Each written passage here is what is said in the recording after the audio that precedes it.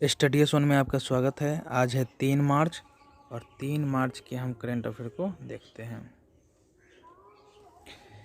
पहला है, gymnastic federation of India के अध्यक्ष कौन नियुक्त हुए हैं?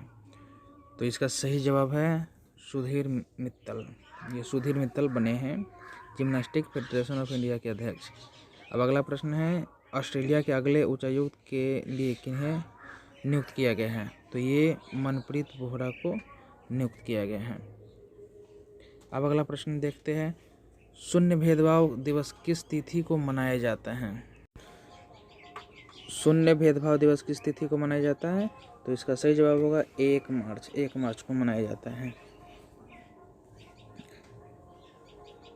इसका उद्देश्य है आय, लिंग, आयु, स्वास्थ्य स्थिति, व्यवसाय, विकलांगता, यौन अभिविन्यास, नस्लीय दबाव के उपयोग, लिंग पहचान, जाति, वर्ग, जातीयता और धर्म के आसपास की असमानताओं को समाप्त करने के लिए इस दिवस को मनाया जाता है। तो 1 मार्च को मनाया जाता है। अब अगला प्रश्न है, वित्त मंत्री ने किस देश की अध्यक्षता के तहत पहली G20 वित्त मंत्रियों के केंद्रीय बैंक गवर्नर की बैठक में आभासी रूप से भाग लिया है? तो इसका सही जवाब होगा इटली होगा। केंद्रीय वित्त और कॉरपोरेट मामले की मंत्री अभी भारत की निर्मला सीतारमण है, जो 26 फरवरी 2021 को इतालवी अध्यक्षता के तहत पहली G20 वित्त मंत्रियों और केंद्रीय बैंक गवर्नर्स की बैठक में आभासी रूप से भाग ली हैं। अब ये इटली, तो इटली की हमें राजधानी, इटली की राजधानी रोम है, रोम, और यहाँ की जो मुद्रा है इतालवी लीरा है। राष्ट्रपति यहाँ की सर्जियो मैटेरेला है और राष्ट्रीय खेल ये सॉकर है। इटली, सही जवाब इटली होगा। अब अगला प्रश्न, अभी हाल में किसने प्रेस सूचना ब्यूरो के प्रधान महानिदेशक के रूप में पदभार ग्रहण किया? तो ये हो गया जगदीप भटनागर। अगला प्रश्न है, भारत AFC महिला एशियन कप की मेजबानी किस वर्ष करेगा?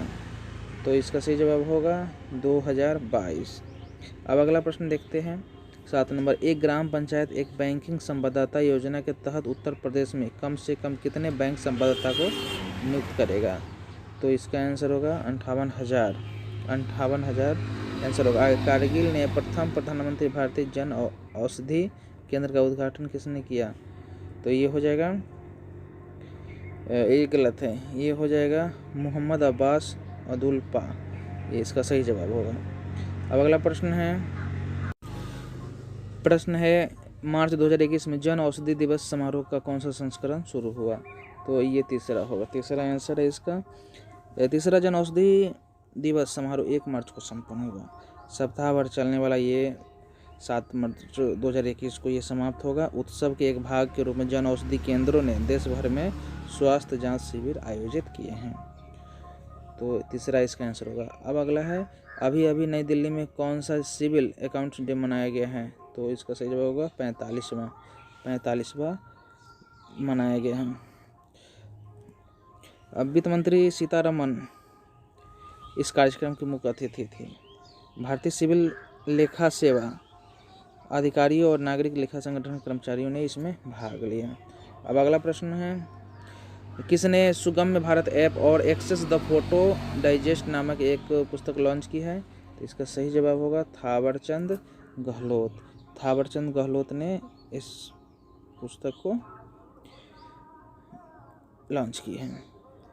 अब अगला प्रश्न, इसका कुछ हम जान लेते हैं। इसमें सामाजिक न्याय और अधिकारिता मंत्री जो है थावरचंद गहलोत है, और 2 मार्च को सुगम्य भारत ऐप और एक्सेस द फोटो डाइजेस्ट नामक पुस्तक लॉन्च की है। सुगम्य भारत ऐप पहुंच को संवेदनशील बनाने और बढ़ाने के लिए एक साधन का काम करेगी। इसका सही जवाब है बी, थावरचंद गहलोत। समुद्र भारत शिखर सम्मेलन 2021 का उद्घाटन किसने किया? तो इसका सही जवाब होगा नरेंद्र मोदी।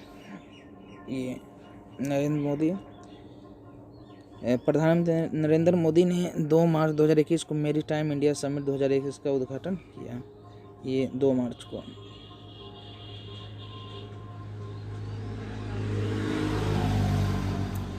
अब अगला प्रश्न पर आते हैं। अगला प्रश्न है, पेंगोंग शितोसो के दक्षिणी किनारे पर निम्न में से किन गाँवों को 1 मार्च 2021 को मोबाइल कनेक्टिविटी मिली है?